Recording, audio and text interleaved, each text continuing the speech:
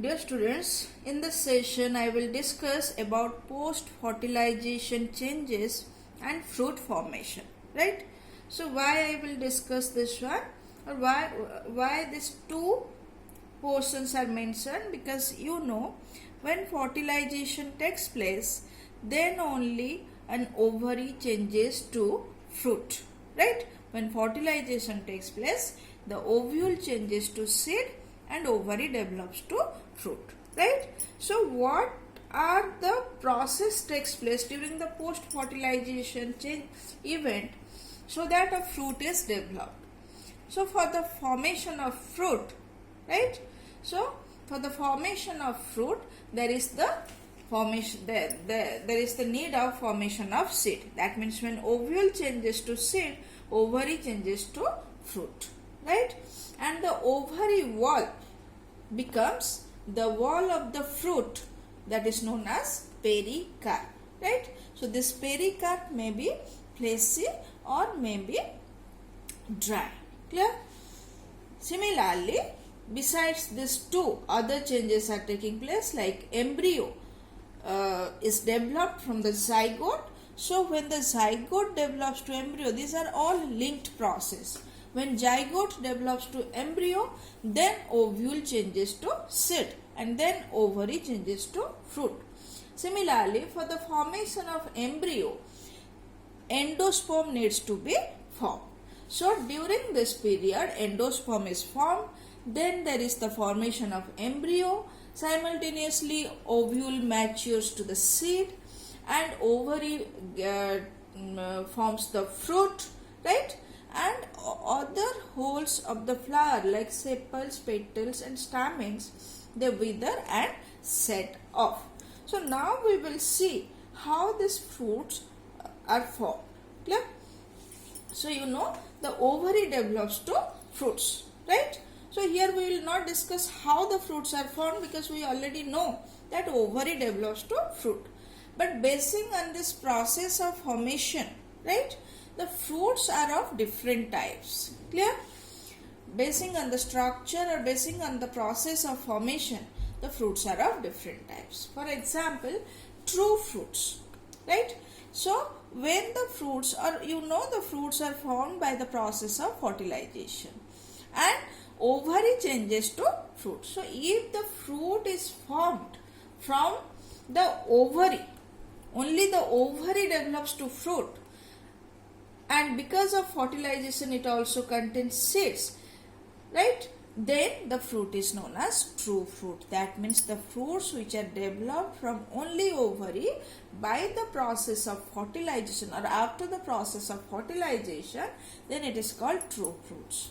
So the true fruits contain seeds, that is the product of fertilization, and the fruits also has pericarp. For example, mango, tomato, peas, etc. Right? So these are the true fruits. But sometimes what happens, some fruits are developed by the process of or after the process of fertilization. But what happens here, besides ovary, some other part of the plant contribute to the formation of fruit, right? For example, apple, right? So the edible portion of apple is not the ovary. The edible portion of the apple is formed of thalamus, right? So this type of fruits where any part other than the ovary participate or contribute for the formation of fruit, then that is known as false fruit, right? But though it is false fruit, it is false fruit because besides ovary, any other parts have contributed for its formation. But as it is formed after the process of fertilization, so these are also consist of seed, right? So any part of flower other than ovary contributes to fruit formation, it is called false fruit. Example, apple, strawberry, cashew. So in all these fruits, the thalamus contributes. So these are known as false fruit. Clear? Then the third category is parthenocarpic fruit. So this is a very important portion, parthenocarpic fruit. So sometimes what happens, there is no fertilization. Without fertilization, the ovary changes to fruit, right? So this type of fruits which are formed without fertilization is known as parthenocarpic fruit, right? So this parthenocarpic fruit as formed without fertilization, you know fertilization means the product is the seed, right? So as it is formed without fertilization, so there is no seed formation. So these fruits are seedless. So parthenocarpic fruit, unlike true fruit, false fruit, are seedless, right? And these are formed without fertilization. But true fruit and false fruit both are formed by fertilization, right? And they are having seed. So this differences you remember. Then the question, how the parthenocarpic fruits are produced? So the parthenocarpic fruits are produced naturally or artificially by the role of certain type of hormones, right? So one of the example here I mentioned banana. Banana is a naturally produced parthenocarpic fruit. Similarly, sometimes you see some seedless grapes in the market. So that seedless grapes are the artificially produced parthenocarpic fruit, right? So this naturally or artificially produced parthenocarpic fruits are because of the hormonal application, right? So these are the different types of fruit, and this is very, very important. So here students, sometimes you people get confused this term parthenocarpic fruit with the parthenogenesis. We have already discussed about parthenogenesis in the previous chapter. So here I would like to mention that, remember, parthenogenesis is a process where the gamete develops to the complete organism, right? So that is parthenogenesis. That means that is found in case of animal basically. But parthenocarpic fruit is the fruit produced without fertilization, right? So this is a process in case of some plants. Clear?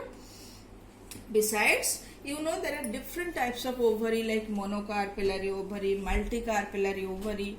Some ovary consist of one ovule, some ovary consist of many number of ovules. So if it is a monocarpellary ovary, then it produces the fruit known as simple fruit. The fruit produced from monocarpellary ovary is known as simple fruit like mango, etc. Right? Whereas the fruit which is produced from multicarpellary ovary, right?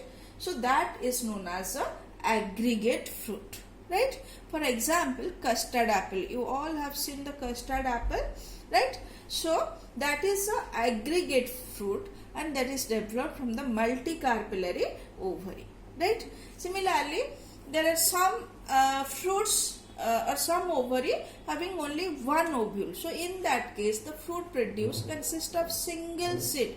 For example, mango, it has only one seed. Whereas there are some fruits which consist of many number of ovules. For example, papaya, watermelon. So in that case, the fruits produced contains many number of seeds. Here some other examples I have also mentioned. That is, there are the fruits of orchids that contains thousands of large number of seeds. So these are the fruits which contains thousands of seeds. So orchid contains thousands of tiny seeds. Similarly, some parasitic plants like Orbanche, Striga, etc., they also contain very huge number of seeds. So these are certain special cases that you should remember, right? So this is about the different types of fruit formed after fertilization or fruit formed without fertilization. So that's all about the fruit formation after fertilization, and thank you.